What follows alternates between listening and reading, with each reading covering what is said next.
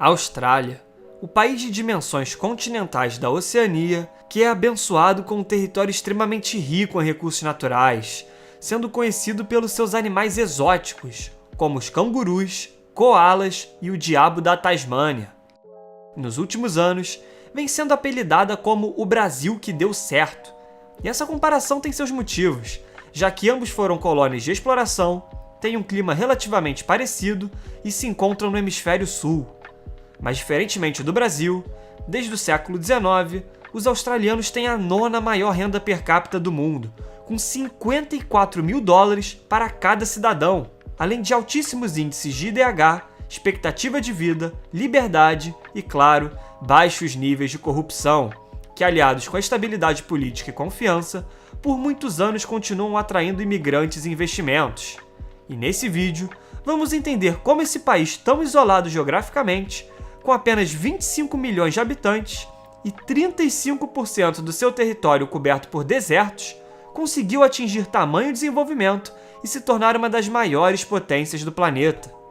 Desde a época da colônia inglesa, a Austrália, com seu vasto território, tinha como suas principais fontes de renda a lã e a plantação de trigo.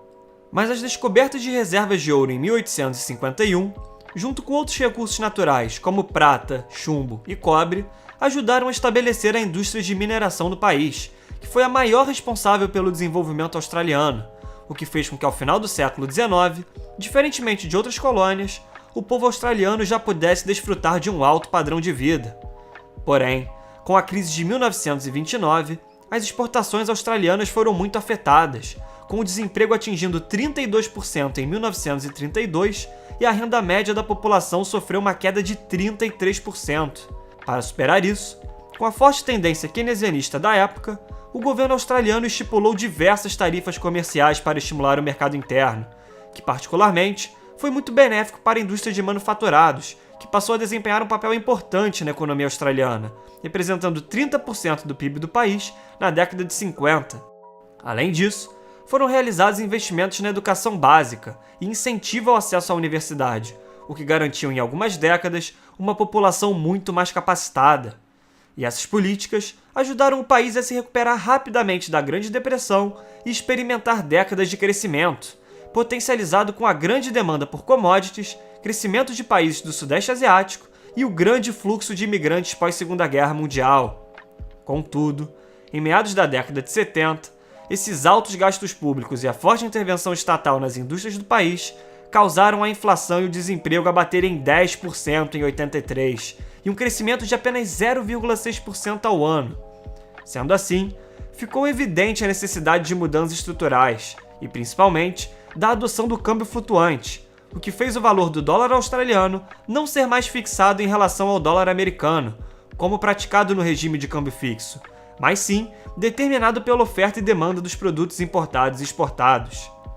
Com o abandono do câmbio fixo e a liberalização de sua economia na década de 80, a Austrália começou a mudar a sua história, pois o país entendeu que eram necessárias profundas reformas para possibilitar investimentos estrangeiros e uma mudança de patamar. Para isso, adotou medidas como a desregulação financeira, diminuição do protecionismo sobre suas indústrias, redução de tarifas, reforma tributária e privatização de empresas públicas em diversos setores, como a Qantas no setor de aviação, Telstra no setor de telecomunicações e Commonwealth Bank of Australia, o maior banco australiano.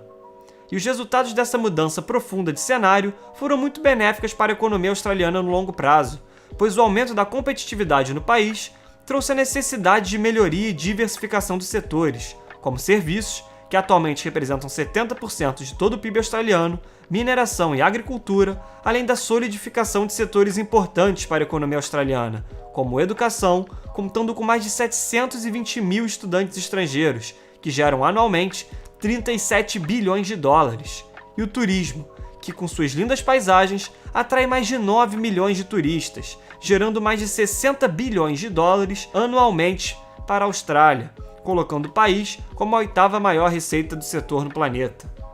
Mesmo com essa prosperidade econômica, a preocupação entre os australianos da dependência do país com a China é uma realidade. Isso pode ser explicado, já que os chineses representam 1/3 das exportações do país, além de possuir investimentos em diversos setores e exercer influência política na Austrália.